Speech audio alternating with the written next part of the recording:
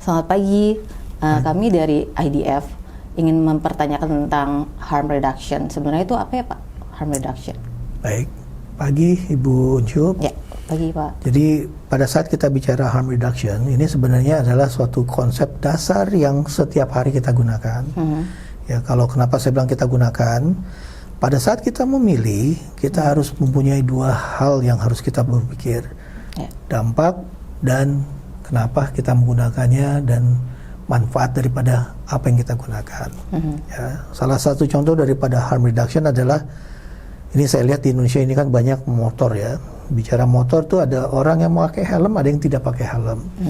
Ya, kalau kita bicara harm reduction adalah bagaimana kita mengurangi resiko daripada suatu yang akan membahayakan diri kita. Pada saat kita naik motor ada dua kemungkinan. Kecelakaan, kalau kita kecelakaan, kalau kita menggunakan helm atau alat-alat keselamatan, itu mempunyai dampak terhadap kemungkinan besarnya dia akan bisa survive dalam kecelakaan. Gara-gara kenapa? Dia pakai helm. Kalau dia tidak pakai helm, kemungkinannya kalau ada terjadi kecelakaan, dia mungkin akan lebih lebih kritikal. Ya, sama juga kalau kita bicara dengan orang yang menggunakan mobil. Ya, kita punya dua pilihan, tidak menggunakan seat belt. Ya, pada saat kita tidak menggunakan seat belt, terjadi kecelakaan, potensi kita mengalami cedera lebih tinggi. Gara-gara tidak ada seat belt atau tidak ada yang penahan kita untuk berbentur dengan setir mobil ataupun dengan kaca di depan mobil kita. Nah, ini adalah salah satu konsep dasar. Nah, pada saat kita bicara konsep dasar ini juga, ini banyak di dalam istilah medisinya sama. Ya, kita memilih berobat yang mana kita memilih. Ya, ataupun pola hidup. Nah, pola hidup salah satu ya kita lihat adalah mulai sekarang kita bicaranya pola hidup sehat. Ya, pola hidup sehat adalah satu, makanan yang baik. Yang sehat yaitu kalau kita seringnya kan dari saya kecil kita bicaranya 4 sehat 5 sempurna. Ya, makanan apa aja 4 sehat 5 sempurna. Ya, salah satu yang tidak ada di dalam daftarnya itu adalah merokok. Tapi banyak yang merokok. Ya, kalau kita bicara makanan juga, kenapa sekarang kita menghadapi problem obesitas? Ya, gara-gara kenapa? Pola makan sudah berubah. Yang tadinya kita makanan sehat, kita makanannya fast food.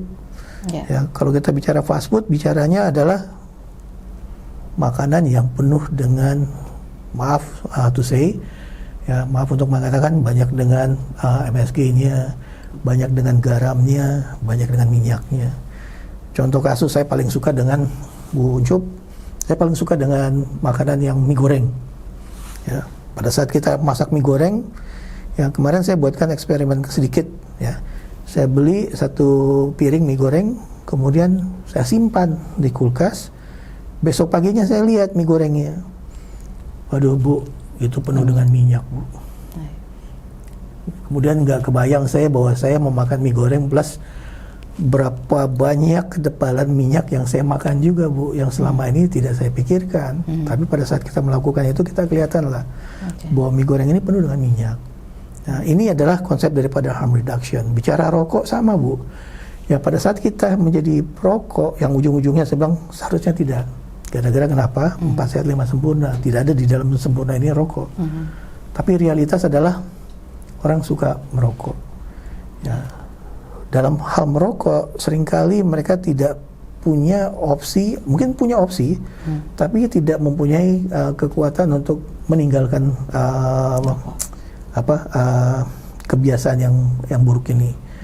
Jadi inilah yang harus kita memperlihatkan bahwa ada opsi yang lain, yang ujungnya pada saat dia mau meninggalkan rokok, dia bisa meninggalkan 2 kemungkinan. Tidak merokok sama sekali, yang seringkali susah, atau menurunkan kadar resiko daripada rokok tersebut.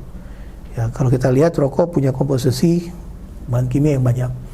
Ya, tapi ada juga kalau kita lihatnya adalah potensinya adalah bagaimana menghilangkan bahan kimia yang lain, tapi memberikan yang apa yang mereka cari daripada sebatang rokok ini.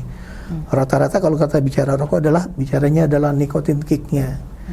Ya, jadi kalau nikotin kicknya ini kan berarti kimia-kimia yang lain yang seringkali membuat hambatan pada kita punya paru itu yang hilang.